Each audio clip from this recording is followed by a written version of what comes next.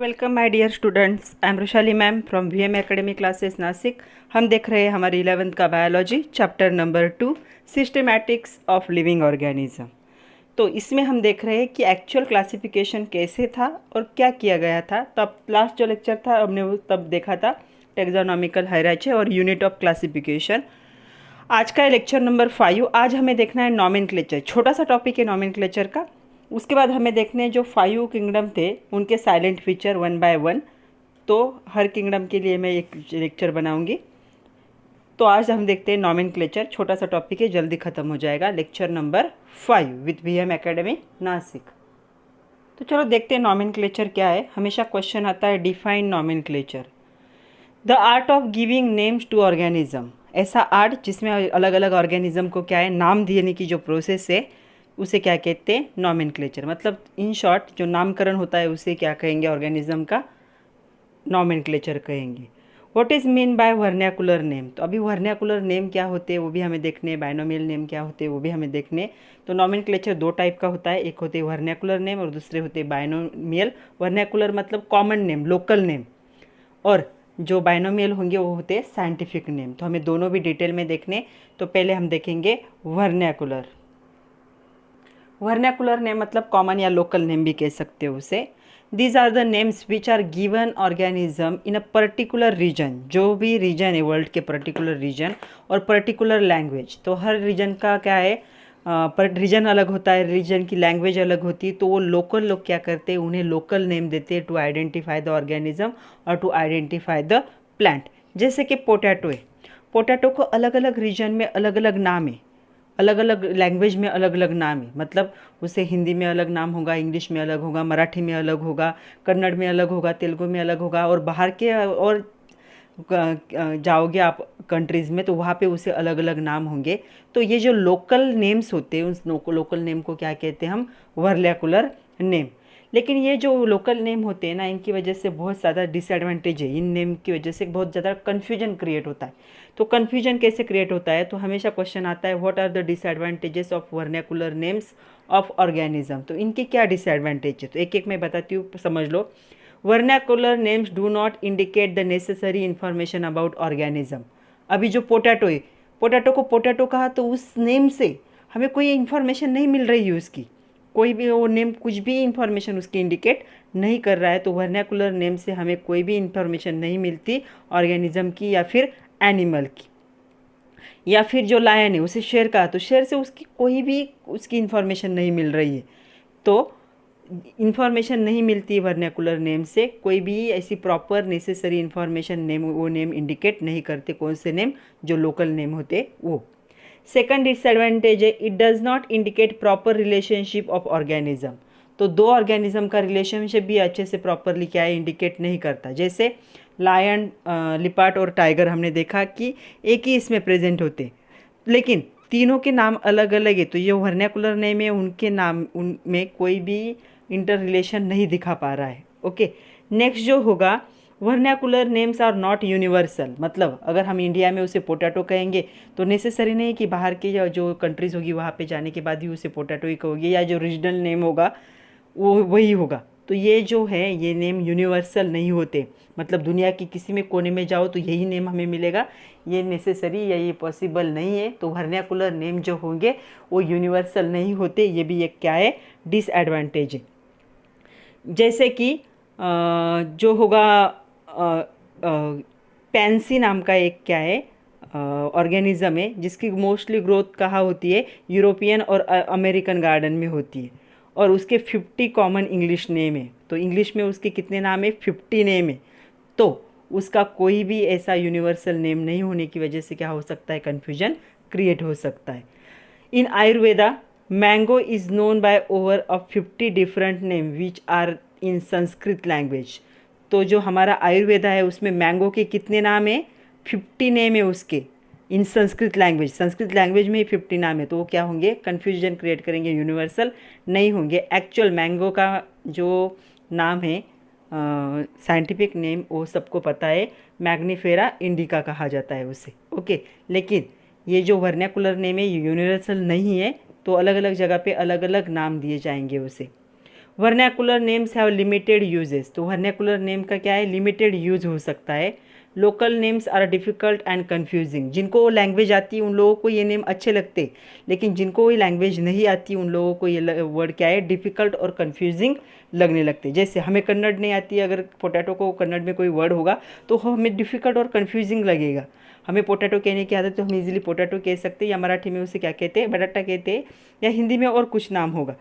तो क्या होगा, अगर उनके लोकल नेम है वो क्या होते हैं, डिफरेंट होते हैं, डिफ़िकल्ट होते हैं और थोड़े से कन्फ्यूजिंग भी होते हैं।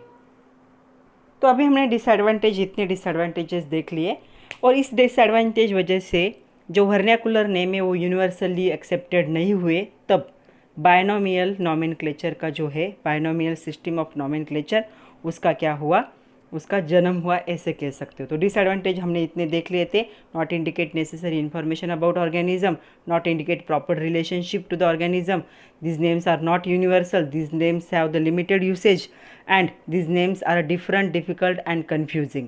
तो इन सब डिसएडवांटेजेस की वजह से इनको यूनिवर्सली एक्सेप्ट नहीं किया गया। तो यूनिवर्सली एक नई मेथड आई नॉमेनक्लेचर की, जिसे क्या कहा जाता है, बायनोमियल नॉमेनक्लेचर सिस्टम। तो इसे सबसे पहले इंट्रोड्यूस किया था साइंटिस्ट कार्ल लिनियस। तो कार्ल लिनियस एक स्वीडिश साइंटिस्ट थे। उन्होंने कार्ल लिनियस ने क्या किया, प्रपोज की बायनोमियल सिस्टम ऑफ नॉमेनक्लेचर। तो अभी हमें देखनी है बायनोमियल सिस्टम ऑफ नॉमेनक्लेचर। जब भी कोई नई नई नॉमेनक्लेचर की सिस्टम आती है उसमें हमेशा रूल्स होते हैं, तो हमें वो रूल्स भी देखने। तो binomial system of nomenclature propose by Karl Linnaeus, ऐसी सिस्टम है नॉमेनक्लेचर की, प्लांट के लिए भी यूज़ होती है, एनिमल के लिए भी यूज़ होती है, जिसमें साइंटिफिक नेम दिए जाते हैं प्लांट को। लेकिन वो कैसे होते, दो वर्ड होते, दो पार्ट होते, या दो एपिथेट, मतलब दो पार्ट को क्या किया जाता है, ज्वाइन किया जाता है। उस सिस्टम को हम क्या कहेंगे, binomial nomenclature. A system of nomenclature of plant and animal in which scientific name consist of two words और पार्ट्स और epithets is called as binomial nomenclature. ऐसी सिस्टम जो प्लांट के लिए भी एप्लीकेबल है, एनिमल के लिए भी एप्लीकेबल है, जिसमें दो साइंटिफिक नेम को या दो पार्ट को क्या किया जाता है, ज्वाइन करके नाम लिखा जाता है, उसे हम क्या कहेंगे, binomial nomenclature system of classification. And यहाँ पे इसे इंट्रोड्यूस किया था कार्ल लिनियस। मैं बार बार बता रही हूँ क्योंकि ये MCQ में हमेशा आने वाला पॉइंट है कि who propose binomial system of nomenclature, तो कार्ल लिनियस, ये आपको पता होना चाहिए। तो ये जो सिस्टम है कार्ल लिनियस ने इनको इसे इंट्रोड्यूस किया था, और उनका एक बहुत बड़ा प्रिंसिपल था, प्रिंसिपल नॉमेनक्लेचर का बुक था, स्पेसीज प्लांटारम करके।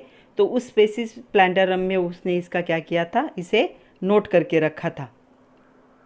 तो ये जो बायनोमियल सिस्टम ऑफ नॉमेनक्लेचर है उसके लिए कुछ रूल्स है। तो सबसे पहला रूल है, ये जो नेम होंगे, दो नेम या दो पार्ट को ज्वाइन किया जाता है, the name of the organism is composed of two Latin और ग्रीक वर्ड। तो वो जो दो वर्ड है, एक तो लैटिन लैंग्वेज में हो सकते या फिर ग्रीक लैंग्वेज में हो सकते, इसके अलावा और कोई लैंग्वेज यूज़ नहीं की जा सकती, इसलिए उनको पढ़ते वक्त हमें थोड़ा सा प्रॉब्लम होता है, क्योंकि वो लैटिन या ग्रीक लैंग्वेज है, इंग्लिश नहीं है वो। ओके। दूसरा था जो जेनेरिक नेम होगा, पहला नाम जो होता है वो जेनेरिक नेम होता है। तो जेनेरिक नेम क्या होगा, सिंपल नाउन होना चाहिए, विच शुड कम फर्स्ट, तो वो पहले आएगा, and always begin with capital letter. मतलब जो दो वर्ड एक साथ लिखे जाएंगे, उन दो वर्ड में पहला जो नाम आएगा वो कौन सा होगा, जेनेरिक होगा। तो जेनेरिक नेम में क्या होगा, वो सिंपल नाउन होगा, पहले लिखा जाएगा, so come first and always begin with capital letter. मतलब जब भी हम किसी भी प्लांट या किसी भी एनिमल का साइंटिफिक नेम लिखेंगे, तो जो पहला नाम आता है वो कौन सा नाम होता है, जेनेरिक नेम होता है। मोस्टली वो क्या होता है, नाउन होता है, और उसे हमेशा कैपिटल लेटर से लिखा जाता है। MCQ में बहुत बार देते हैं, the correct name is and 4 options are given. तो हमें याद रखना होता है कि जो जेनेरिक नेम में पहला नेम वो क्या होना चाहिए, विथ कैपिटल लेटर होना ज़रूरी है, कैपिटल लेटर होना ज़रूरी है, और पहले आएगा, नाउन होगा, और वो क्या होता है, जेनेरिक नेम होता है। तो फर्स्ट होगा जेनेरिक नेम, वो एक सिंपल नाउन होगा, पहले लिखा जाएगा, और उसका पहला लेटर जो होगा वो क्या होगा, कैपिटल होगा। नेक्स्ट जो रूल है, थर्ड वन, पहला हो गया जेनेरिक नेम, जो क्या है, एक सिंपल नाउन होगा, पहले लिखा जाएगा और कैपिटल लेटर से होगा। दूसरा जो होगा वो स्पेसिफिक नेम होगा, थोड़ा सा डिस्क्रिप्टिव होगा, मतलब थोड़ा सा बड़ा होगा, डिस्क्रिप्टिव एडजेक्टिव होगा, विच शुड कम लेटर, मतलब जेनेरिक के बाद आएगा स्पेसिफिक, और ये क्या होगा, बिगिन विथ स्मॉल लेटर, इसे स्मॉल लेटर से लिखना है। मतलब पहले आएगा जेनेरिक नेम जो कैपिटल लेटर से स्टार्ट होगा, दूसरा होगा स्पेसिफिक नेम जो स्मॉल लेटर से स्टार्ट होगा। दोनों को मिल के क्या है, बाइनोमियल, मतलब जो होगा साइंटिफिक नेम किसी भी प्लांट या एनिमल का आ सकता है। ओके, अभी दोनों को जब जोड़ा जाता है तो देखो नेक्स्ट जो रूल है, the generic and specific name must be underline separately if hand written. अगर आप हाथ से लिख रहे हो तो आपको क्या करना है, दोनों नाम को सेपरेट लिखना है, लेकिन दोनों को क्या करना है, सेपरेटली अंडरलाइन भी करना है अगर हाथ से लिखा हुआ होगा। अगर प्रिंटेड है तो कौन से मोड में हो चाहिए, वो इटैलिक मोड में चाहिए। अगर प्रिंट करते हो तो अंडरलाइन करने की ज़रूरत नहीं है, उनका मोड क्या होना चाहिए, इटैलिक। आपका टेक्स्ट बुक उठा के देखो, आपके नोट्स उठा के देखो, उसमें आप जो भी साइंटिफिक नेम है उससे इटैलिक, ऐसे इटैलिक जो होता है उस मोड में देखोगे। तो प्रिंटेड हुआ तो इटैलिक होगा, हैंड रिटन हुआ तो अंडरलाइन होगा, और अंडरलाइन सेपरेट करना। तो पहला आएगा जेनेरिक नेम, दूसरा आएगा स्पेसिफिक नेम। जेनेरिक नेम का पहला लेटर कैपिटल होगा, स्पेसिफिक नेम का पहला लेटर स्मॉल होगा। अगर हाथों से लिखते हो तो दोनों को एक साथ लिखना है, लेकिन दोनों में थोड़ी सा स्पेस रखना है, दोनों वर्ड को सिर्फ क्या है, एक साथ लिखना है। जैसे ये दो वर्ड लिखे और उनको अगर हाथ से लिखा तो क्या करो, अंडरलाइन करो। अगर प्रिंट करते हो तो उसे इटैलिक मोड में रखना ज़रूरी है। लास्ट के दो रूल है, the generic as well as specific name should not have less than 3 letter and more than 13 letter. तो जो दोनों नाम होंगे 3 से कम लेटर उनके होने नहीं चाहिए और 13 से ज़्यादा भी नहीं होने चाहिए, अदरवाइज वर्ड बहुत बड़ा बन जाएगा। नेक्स्ट रूल है, the name of author who name plant और animal is also written in the full और abbreviated form after the scientific name. तो जिस ऑथर ने उसे नाम दिया है प्लांट को या एनिमल को, उसका नाम भी क्या है, साइंटिफिक नेम में हम क्या कर सकते हैं, ऐड कर सकते हैं। जैसे आप लोगों ने बहुत बार देखा होगा जो होगा मैंगो, तो मैंगो का नाम होता है मैग्नीफेरा इंडिका, और इसके लास्ट में यल लिखा होता है। ओके, इस एल का मीनिंग होता है लीनियस। तो जो लीनियस थे, कार्ल लीनियस, उन्होंने क्या किया था, मैंगो का नाम दिया था मैंगो को मैग्नीफेरा इंडिका। तो मैंगो का नाम ऐसा भी लिखा जाता है, मैग्नोफेरा इंडिका एल। अभी सारे रूल्स को इसमें देख लेते। तो पहला रूल क्या था, पहला जो नाम होगा वो क्या होगा, जेनेरिक होगा, और दूसरा क्या होगा, स्पेसिफिक होगा। ओके, ये हो गया।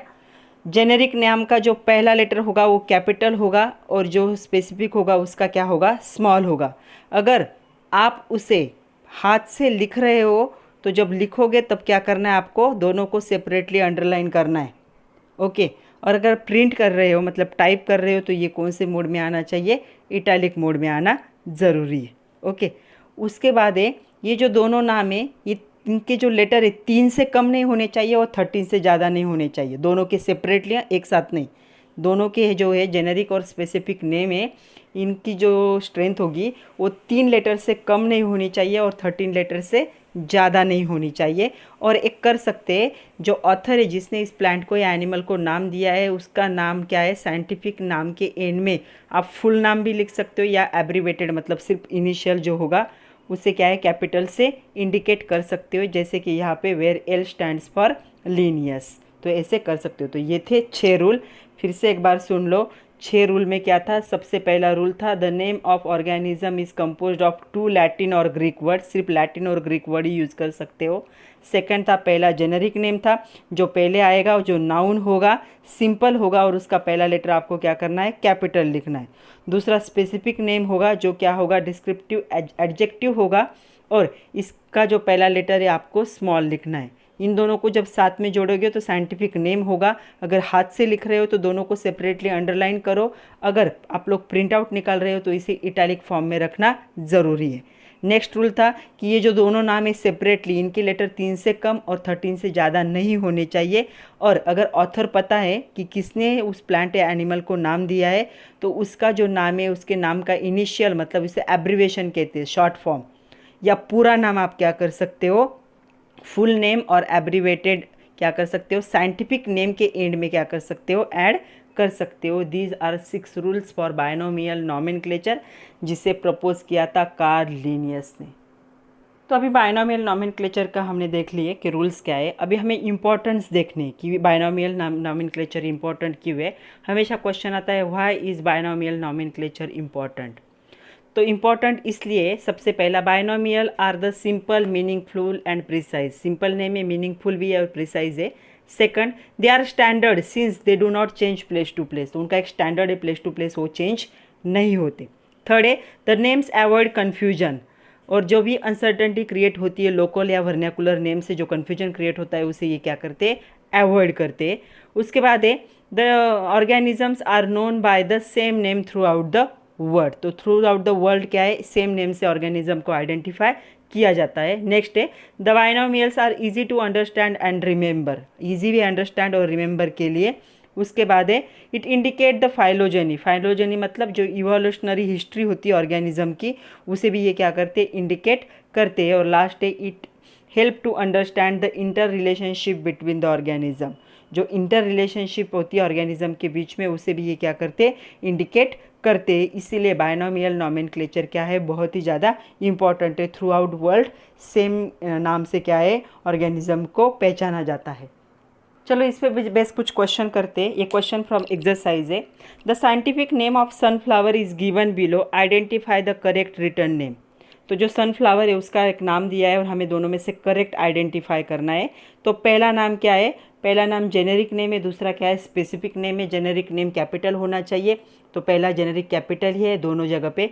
दूसरा जो होता है स्पेसिफिक नेम, वो क्या होता है, स्पेसिफिक नेम बाद में लिखा जाता है, वो स्मॉल में लिखा जाता है। यहाँ पे कैपिटल है और यहाँ पे स्मॉल है, तो जो स्मॉल लेटर में लिखा हुआ होगा वो क्या है, करेक्ट होगा, और दूसरा वाला क्या होगा, रॉन्ग होगा। तो ये करेक्ट है और ये रॉन्ग है क्योंकि यहाँ पे उन्होंने ए को क्या लिख दिया, कैपिटल लिख दिया। आ रहा है समझ में।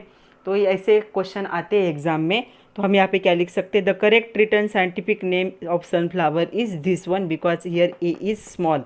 यहाँ पे उन्होंने इसे कैपिटल लिख दिया था। नेक्स्ट क्वेश्चन है in Mangifera indica L, capital L दिया है, what does letter L indicate. तो एल क्या इंडिकेट करता है, the name of the author that is Linnaeus. तो वो मैंने आप लोगों को पहले ही बता दिया था कि लिनियस का नाम वैसे उसमें इंडिकेट करते। उसके बाद ये थे तो जो नॉमेनक्लेचर का पार्ट था ये इतना ही था। थोड़ा सा हमें क्लासिफिकेशन जो है 5 किंगडम सिस्टम उसके बारे में थोड़ा सा डिस्कस करना है। ऑलरेडी मैंने इस पर एक वीडियो बनाया था, आप लोगों ने देखा होगा वो, फिर भी हम थोड़ा सा डिस्कस कर लेते हैं। तो चल देखते हैं साइलेंट फीचर्स ऑफ 5 किंगडम। उसमें कुछ क्वेश्चन है। पहला क्वेश्चन है which kingdom were introduce in 2 kingdom system and classification who introduce it. तो जो 2 किंगडम सिस्टम थी उसमें कौन से 2 किंगडम आए थे, प्लांटिया आया था और एनिमेलिया आया था। और इसे किसने इंट्रोड्यूस किया था, कार्ल लिनियस ने इंट्रोड्यूस किया था। मैंने हमने जो सेकंड वीडियो देखा था मैंने अपलोड किया है सेकंड वीडियो, उसमें आप लोगों ने देखा होगा। नेक्स्ट है what was the drawback of 2 kingdom system of classification. तो 2 किंगडम सिस्टम क्लासिफिकेशन के जो ड्रॉबैक थे वो भी हम डिस्कस कर चुके हैं। 2 kingdom system was found inadequate classification of some organism like bacteria, fungi, euglena, इनको उसमें जगह ही नहीं मिली थी, तो ये इसका सबसे बड़ा ड्रॉबैक था। उसके बाद नेक्स्ट क्वेश्चन है who suggest the 5 kingdom system. उसके बाद आई थी 5 किंगडम सिस्टम। तो किसने वो 5 किंगडम सिस्टम किसने सजेस्ट की थी, तो जो 5 किंगडम सिस्टम थी वो सजेस्ट की थी बाय द R.H. व्हिटेकर। तो ये एक साइंटिस्ट थे, उन्होंने 5 किंगडम सिस्टम को क्या किया, इंट्रोड्यूस किया था। 5 किंगडम सिस्टम ऑफ क्लासिफिकेशन। तो कौन से किंगडम थे उसमें, तो सबसे पहला किंगडम था किंगडम मोनेरा, ओके। दूसरा था किंगडम प्रोटिस्टा। हमें सब देखने, सबको हमें डिटेल में देखना है। जो थर्ड था वो था प्लांटी, फोर्थ था एनिमेलिया और जो फिफ्थ था वो था फंगाई। तो ये 5 किंगडम सिस्टम थी। ये इसे किसने इंट्रोड्यूस किया था, इसे इंट्रोड्यूस किया था बाय द R.H. व्हिटेकर। तो आपके कैन यू रिकॉल में क्वेश्चन है what is 5 kingdom system of classification. तो 5 kingdom system of classification is propose by R.H. Whittaker. The system shows the phylogenetic relationship between the organism. Phylogenetic मतलब जो evolutionary relationship है उसे indicate करते हैं ये 5 नेम है किंगडम के। पहला था मोनेरा, उसके बाद प्रोटिस्टा, थर्ड था प्लांटी, एक्चुअल फोर्थ फंगाई और फिफ्थ क्या है इसे 4 नंबर देते और इसे 5 देते। 5th क्या है? एनिमेलिया। तो ये 5 किंगडम सिस्टम थी। तो अभी आप लोगों को पता होना चाहिए कि आर.एच. व्हिटेकर जो थे, इन्होंने ये जो 5 किंगडम सिस्टम थी वो किसके बेस पे की थी, तो उसका बेस ये भी हमने डिस्कस किया है। ये सेकंड जो वीडियो था उसमें मैंने सब कुछ इंक्लूड किया था, अच्छे से एक बार देखो। तो सबसे पहले उन्होंने इंट्रोड्यूस किया था सेल ऑर्गेनाइजेशन। तो सेल ऑर्गेनाइजेशन कैसे होगा ये देखा गया था। तो क्या हो सकता है सेल ऑर्गेनाइजेशन? प्रोकैरियोटिक, ई कैरियोटिक। तो ये प्रोकैरियोटिक क्या होता है, ई कैरियोटिक क्या होता है, इसके लिए आपको वीडियो नंबर 1 देखना पड़ेगा, जिसमें हमने बेसिक टर्म देखे थे। दूसरा था बॉडी ऑर्गेनाइजेशन।